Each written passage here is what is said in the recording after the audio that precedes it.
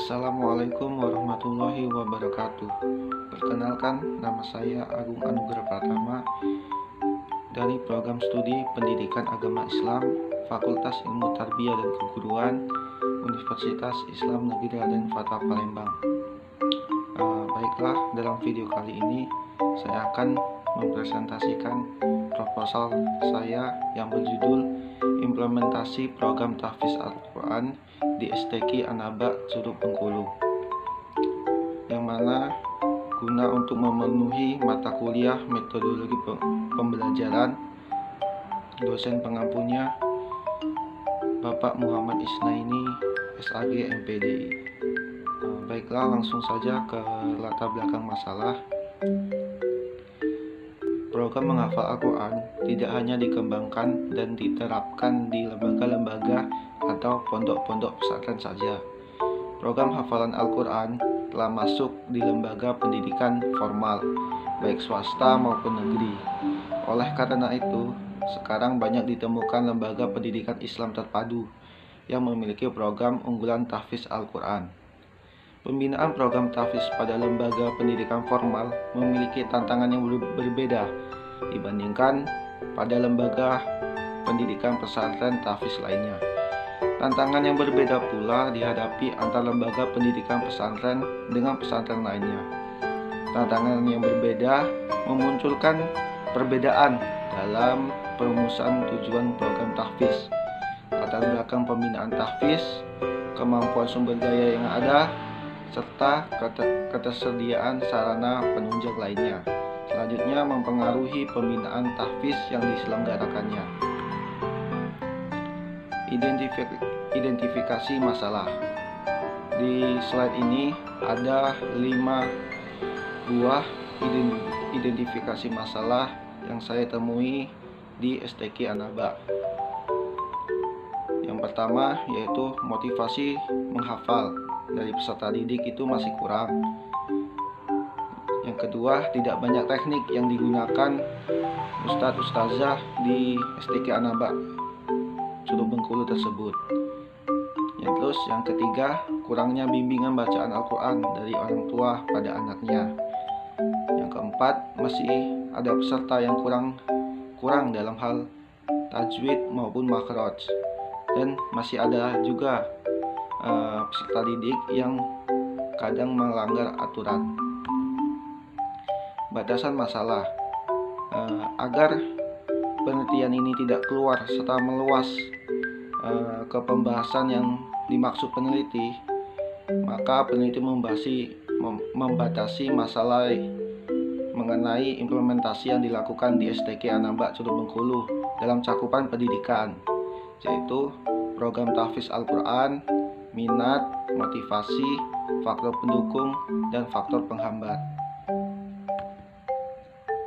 Rumusan masalah. Peneliti mengambil 3 rumusan masalah. Yang pertama, bagaimana program tahfiz Al-Quran yang dilaksanakan di STQ Anaba Curug Bengkulu. Yang kedua, apa faktor pendukung dan penghambat dalam pelaksanaan program tahfiz Al-Quran di STQ Anaba Curug Bengkulu. Dan yang ketiga, bagaimana pengaruh Al-Quran terhadap peserta didik di STQ Anaba Curug Bengkulu. Tujuan penelitian untuk mengetahui bagaimana program tahfiz Al-Quran yang dilaksanakan di STQ Anaba Curug Bengkulu. Yang kedua, untuk mengetahui apa saja faktor pendukung dan faktor penghambat dalam pelaksanaan program tahfiz Al-Quran di STQ Anaba Curug Bengkulu. Dan yang ketiga, untuk mengetahui bagaimana pengaruh Al-Quran terhadap peserta didik di STQ Anaba Curug Bengkulu. Manfaat penelitian. Manfaat penelitian di sini ada 2, yaitu secara teoritis dan juga secara praktis. Akan saya bacakan. Secara teoritis, penelitian ini diharapkan dapat mengembangkan wawasan akademik di bidang pendidikan agama Islam, khususnya dalam mengembangkan pengetahuan terkait pentingnya program pembelajaran Al-Quran. Dan dalam hal ini, program pembelajaran yang dimaksud adalah program menghafal Al-Quran. Hasil penelitian ini diharapkan bisa menjadi bahan literatur penelitian yang akan datang dengan masalah yang sejenis. Secara praktis, bagi masyarakat dapat memberikan masukan dan sumbangan pemikiran dalam meningkatkan pemahaman tentang pentingnya menghafal Al-Quran. Bagi STQ Anabak Curug Bengkulu, memberikan kontribusi dalam rangka pengembangan program tahfiz Al-Quran. Dan bagi peneliti sebagai sarana menambah wawasan dan pelajaran yang berharga serta pelaksanaan program tahfiz di sekolah. Kerangka teori. Di sini peneliti mengambil 3 buah kerangka teori. Yang pertama yaitu implementasi, yang kedua program tahfiz, dan yang ketiga Al-Quran. Selanjutnya metode penelitian. Jenis dan pendekatan penelitian yang peneliti ambil di penelitian kali ini adalah pendekatan deskriptif kualitatif. Artinya data yang dikumpulkan itu bukan berupa angka-angka, melainkan data tersebut berupa naskah wawancara, berupa catatan lapangan atau yang sering kita sebut observasi, dan berupa gambar-gambar ataupun dokumentasi. Kriteria subjek dalam penelitian ini terdiri dari yang pertama yaitu peserta didik STQ Anabak Curug Bengkulu, yang kedua murabbi atau ustadz-ustazah STQ Anabak Curug Bengkulu, dan yang ketiga mengikuti program tahfiz di STQ Anabak Curug Bengkulu. Yang keempat, aktif dalam implementasi program tahfiz di STQ Anabak Curug Bengkulu. Dan yang kelima, bersedia menjadi subjek penelitian. Sumber data. Sumber data di sini peneliti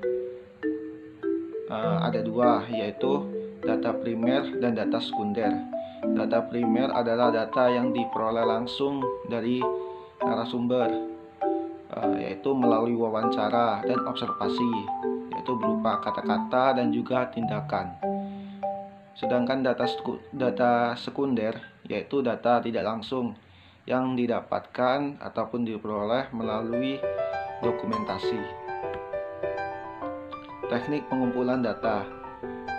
Di dalam teknik pengumpulan data di penelitian kali ini yaitu yang pertama melakukan observasi, yang kedua melakukan wawancara, dan yang ketiga melakukan dokumentasi. Teknik analis. Yang pertama yaitu pengumpulan data. Pengumpulan data ini peneliti lakukan melalui dengan cara yaitu melakukan observasi di lapangan. Yang kedua, reduksi data, yaitu mengelola data yang telah peneliti lakukan, observasi yang peneliti lakukan di STQ Anabak Curug Bengkulu itu peneliti olah lagi datanya menjadi reduksi data. Dan yang ketiga, penyajian data. Langkah ini setelah kita melakukan reduksi data atau pengelolaan data dari hasil observasi yang telah kita lakukan. Dan yang keempat, kesimpulan. Dari semua itu kita mengambil kesimpulan apa yang terjadi di STQ Anabak Curug Bengkulu tersebut. Mungkin itu saja yang dapat peneliti sampaikan. Lebih dan kurang saya mohon maaf, kepada Allah saya mohon ampun. Wabillahi taufiq wal hidayah. Wassalamualaikum warahmatullahi wabarakatuh.